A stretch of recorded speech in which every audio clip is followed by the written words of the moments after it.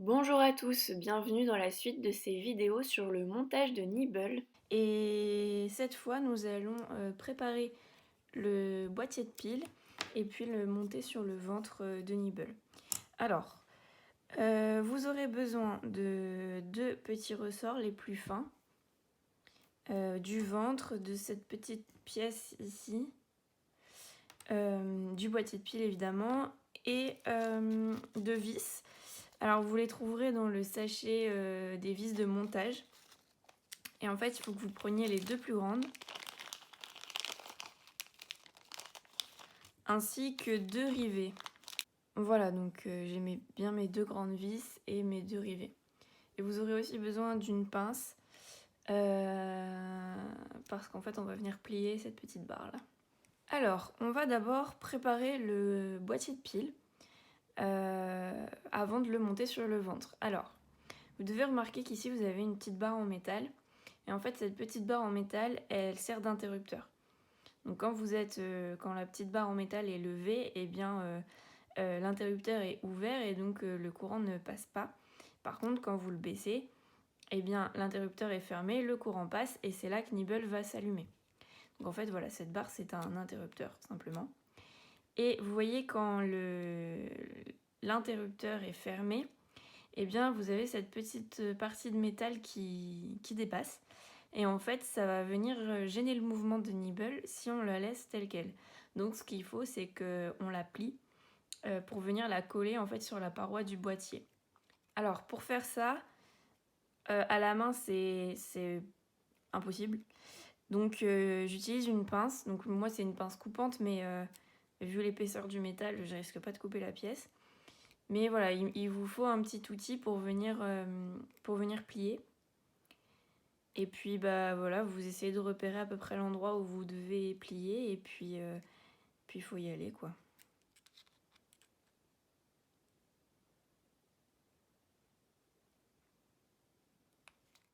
Voilà, une fois que c'est plié, bah, vous venez vérifier que la barre de métal ne dépasse pas trop et puis que tout va bien.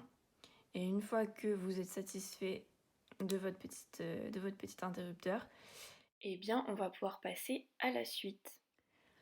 Alors, avant de pouvoir assembler notre boîtier de piles au ventre, on a une dernière chose à faire.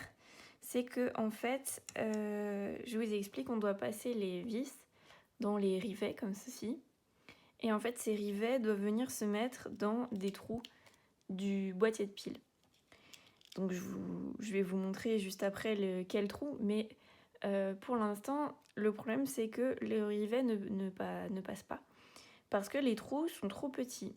Et donc, si on ne veut pas se faire mal aux mains à essayer d'appuyer comme un malade, eh bien, je vous conseille d'utiliser un foret de 3 mm et de venir en fait agrandir le trou dans lequel vous voulez venir mettre votre rivet. Donc là, je vous montre quels sont les trous. Alors, ce sera le premier trou ici et celui-ci. Donc, celui-là et celui-là. Alors, vous remarquerez aussi qu'il y a une petite partie de plastique qui gêne en fait l'entrée du trou. Et donc, vous pouvez en retirer un petit morceau. Alors, pas complètement, mais juste un petit bout pour permettre en fait au rebord du rivet de pouvoir passer. Voilà, et donc grâce à ces deux petites techniques, on arrive à mettre nos rivets et nos vis dans les bons trous.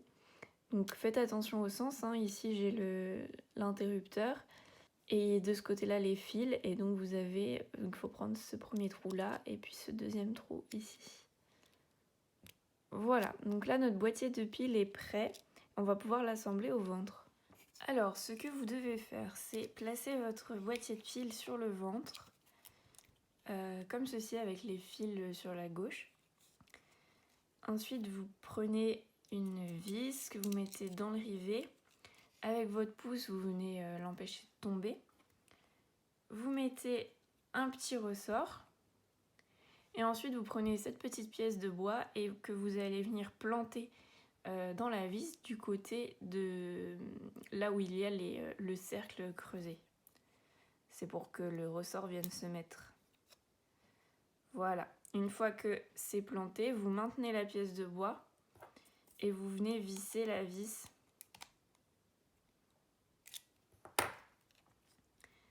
comme ceci. Ensuite, eh bien, vous mettez la deuxième vis, vous la maintenez avec le pouce, vous mettez le ressort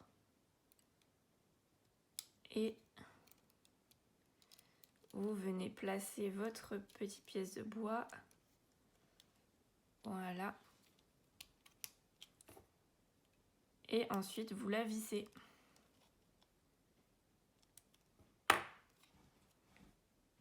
Voilà.